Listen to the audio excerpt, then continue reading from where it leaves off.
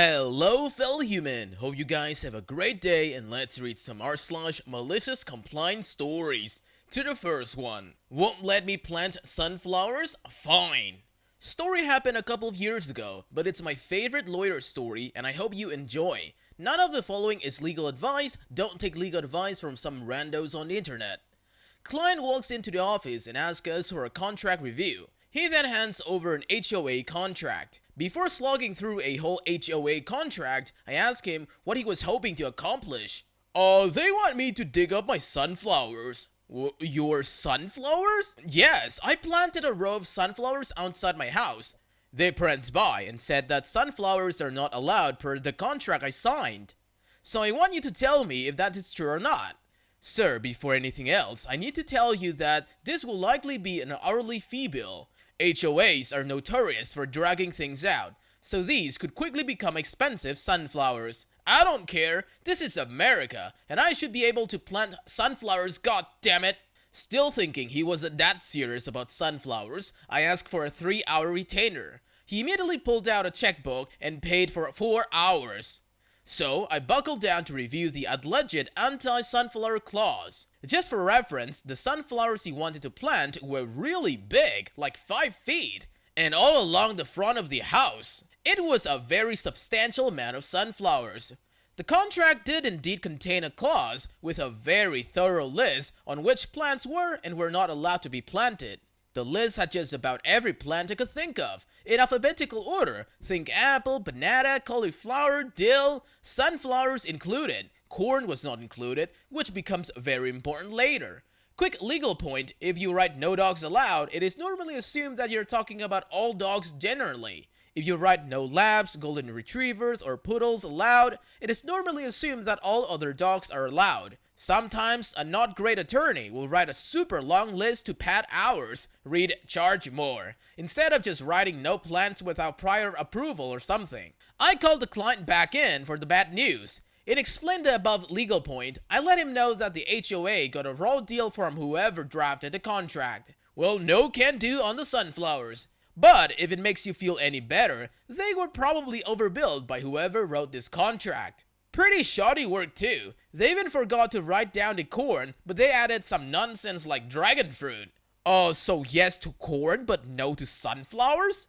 Well, I didn't really check the contract for corn, but it's not prohibited in the plant section, so probably. Well, excellent. That will work.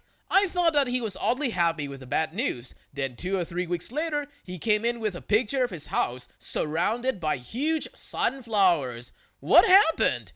This guy drove out to the country and bought obnoxiously large and ugly corn stalks. He probably planted them where the sunflowers had been. When confronted by the HOA, he told them, paraphrasing, to suck it. The contract lets me plant corn. Then after some negotiation, he agreed to take the corn down in exchange for permission to plant sunflowers.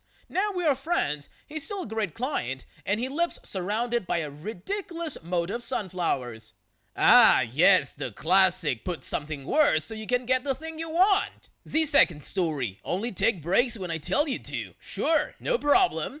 I used to work at a call center where we would get flooded with calls constantly. This is a story of how a busybody boss thought they understood everything since they were in charge. At the work, we were given 2 15-minute breaks and 1 45-minute lunch break. The breaks were scheduled in our day so you could see when they would be, but this would change day by day. My role was a bit different than the normal agents as I was specifically dealing with the higher issue calls. These calls could take up to 1 hour to complete and the caller would need to stay online unless they were fine with a call back later, but this was rarely the case. Since I never knew when I would be getting these calls, my break times were a shot in the dark if I would or wouldn't be on a call. I would just take them as soon as the call was done if they ever intersected, which they did 99% of the time. Enter my boss. During a performance review, I hit all the marks except for attendance. I ask about this, as I know I missed a few days, but always with a reasonable update for the time frame and never had a no-show day, where there's no warning that I'm not coming in. My boss stated that attendance also applies to break and lunch times, and since I rarely took them at the requested time, I was getting written up. I explained my role that they hired me for and the challenges involved. They did not care and stated I needed to take breaks when I was told to. I asked them to send me an email so that I could print it out, put it on the desk, and never forget it again. My boss smiled ear to ear, probably because they thought I was groveling at that point, and sure enough, they did, stating in the email, "You must take the breaks only when the schedule tells you to, no time else, there's no excuse." I saved it, printed out, sent a copy to my own email, and then followed it to the letter. Next call that happened that same day, of course, had the long call crossing over with a break issue. I asked the customer if it would be okay for a callback, and they said no. I stated that unfortunately I cannot stand the line as I'm required to take my break. They became enraged and demanded to speak to my boss. I told my boss, and they said I need to apologize and finish the call. I showed them the email they just sent to me and said, "Well, you told me to take my break at this time no matter what. I'm just doing what you told me to do. I'm taking my break. Would you like the customer transferred over, or should I just hang up?" They took the call over, and from that day on, I never had a missed attendance mark. God, busybody bosses are the worst. Absolutely brilliant. I love the part when you said, "Can I get that in writing?" And the clueless boss just smiled and was happy about it. Third story. Not qualified for the promotion, then I'll just do my job.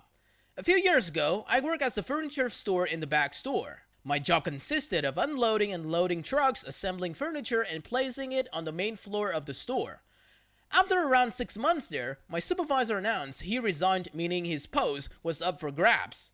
I had all the technical requirements, so I applied, but they gave the job to another one of my colleagues who had more experience, which was totally reasonable. After maybe 1 year, my then supervisor just stopped coming into work for no reason. He just decided he had enough and he just left. No 2-week notice or anything. So, while the director tried to get to him, I took over the role of supervisor. I was the one with the most experience. Which means that, combined with my regular work, I was now the one telling people what to do, when, doing the schedule, and all the paperwork for the shipment. 3 weeks later, my colleague was officially fired by my director. In those 3 weeks, I kept doing the job of supervisor and doing it pretty well, so I thought that the promotion would come to me. But my director did nothing.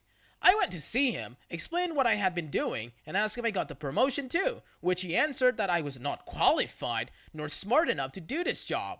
After some thinking, I just decided that if I was not smart enough to do the job, then I shouldn't do it. So I went back to doing my regular job and also started looking for something else. 4 to 5 days after I stopped filling in, my director come to see me in the back of the store asking why the job isn't being done. After all, without me to organize it, nothing was getting out of the store to be delivered to the client. I just reminded him of our previous meeting, and he told me, "Yeah, I remember that. What I meant is you're not qualified to get the pay bonus for the job. You still have to do the job, you idiot." I still have to admit, I still wonder how he thought that would work. Still a bit dumbfounded, I just told him that if I wasn't going to get paid for it, I certainly won't do the job. And that considering we were already short-staffed with my old supervisor gone, he should be a bit more polite. Apparently, this was an unreasonable request, a total lack of respect to him, and worthy of firing me. Yep, still don't get how that would fix anything, but hey, he's the boss. I packed everything and left knowing that the back store, which needed 5 people to operate, was now down to 3, with the most experienced worker having a total of 4 months. It only took my boss 1 day to call me back and telling me maybe he went overboard and that perhaps we could arrange something for the promotion, to which I replied that I would not be coming back since I had a few interviews lined up. I hung up while he was still cussing at me. After a few months at my new job, I heard some surprising news. The store had closed down after 2 other backstore employees resigned.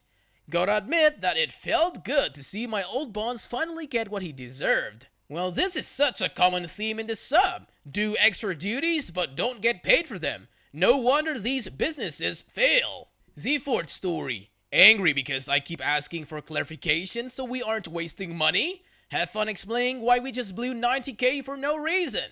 I worked in the logistics department of a fairly large company. My job is to check our system for orders that come in and to arrange the shipping for them. When the orders come in, they include the date that the materials needs to be delivered by. There are times that our materials planning team makes a typo and inputs the wrong date, but it's rare.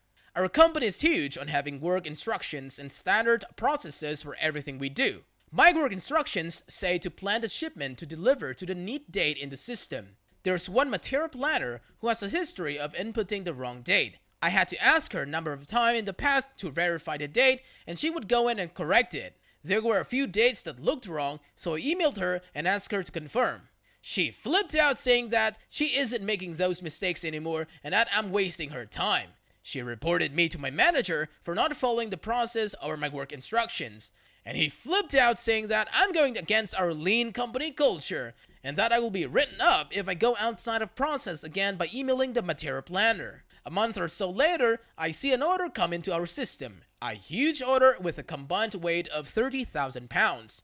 I checked the need date and it needs to be delivered in 3 weeks to Colorado and it's currently in India. I know what project this is for and the need date definitely isn't right. This stuff has at least 2 months before it's needed on site due to build delays. The material planner never updated the need date to reflect those delays, so what do? I checked the work instructions my boss wrote, and it says that if an order can't make the need date in our system via ocean, then it needs to go via air. I sure as hell am not going to email the planner to ask for verification after what happened last time. So, I get in touch with our logistic company, and it's going to cost close to $100,000 to fly the material from India. That's like $90,000 more than shipping it via ocean. It set it all up, and once it gets loaded on the flight, I send the material planner the documentation. It wasn't even 2 minutes before she calls me flipping out. I tell her I planned the shipment to deliver by the date she requested, and there is silence. After a long pause, I say, "Well, is there anything else I can help you with?" She hangs up and my manager calls, also flipping out. I tell him I did exactly what he told me to do, and I followed the instructions he wrote. He told me I should have known better and that my job was on the line because of this. False! His job and the material planner's job was on the line because of this. I did exactly as I was told and was following the company culture. HR and upper management launches an investigation and I'm cleared of any wrongdoing. I was specifically instructed to not go outside of the work instructions my manager wrote. The material planner is written up and my manager gets in deep crap because he forgot to add an approval process for shipments over 15K to his wonderful work instructions like his manager had asked him to. That is so dumb. Who wouldn't want someone doing a very quick confirmation of their numbers? The 5th story. Teacher tells me to keep my camera on during a blood transfusion, then gets mad at me for her being uncomfortable. Yesterday, I, female 16 years old, emailed my teacher and I told him I will be in the hospital getting an infusion for a chronic illness that I have and a blood transfusion. And I asked if they would mind if I had my camera off for the meetings. All of them said yes, except for my history teacher. She said she needs to know I'm actually in the class. I tried to explain my situation and that I was uncomfortable with the class seeing me in the infusion clinic with my central line and all my monitors. I usually wear sweaters to cover it at home, but it feels weird when I wear a sweater over it during an infusion. She basically said tough crap and that I need to show up for class. So the class starts and I log on to the meeting and you can very clearly see the central line in my chest, the IV pole with the unit of blood, the monitors that go on my chest. I forgot what they're called. My teacher looked visibly uncomfortable the entire time and emailed me after class saying that I made her uncomfortable and what I did was completely unprofessional. I reminded her that she said I had to have my camera on the whole time. So you're 16 and she's concerned with your professionalism in school? What a Karen! That's it for today, fellow humans. Thanks for watching. Be sure to leave a like, comment, and subscribe. See you guys next time.